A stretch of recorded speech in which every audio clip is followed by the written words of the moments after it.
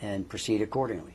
Since cameras weren't allowed in the courtroom, and which is normal and fine. In Pennsylvania, that's the law. Would you be able to give us a summary of what it is that happened in the courtroom today? Yeah, today is basically what it was, and it happened fast. There was an extradition hearing scheduled. I found out about that about an hour or so before the hearing, and the initial thing is a person can waive extradition.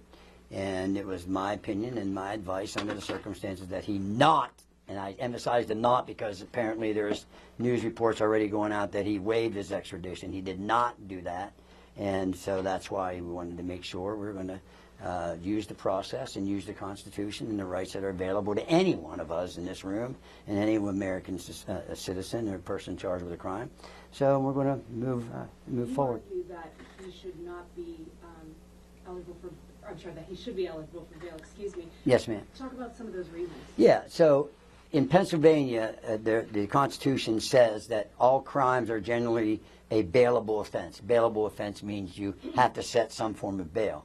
The exception to that is if it's a capital case, which means the Commonwealth or the government is looking for the death penalty, and I'm proud to say I am one of the few attorneys in Pennsylvania that's qualified to do death penalty cases.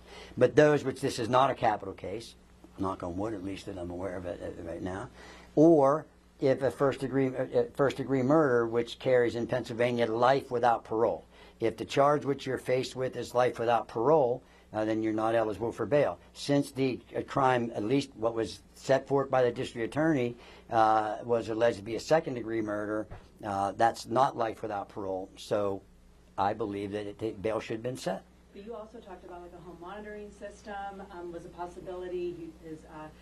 His lack of prior criminal history. I mean, you really feel that your client should be out in the public. You do not feel that he's a threat to the community. Yeah, now you got to understand, when you set bail, the judge could set $1 million bail. It could be $5 million bail, but damn it, you get bail. That's what you do.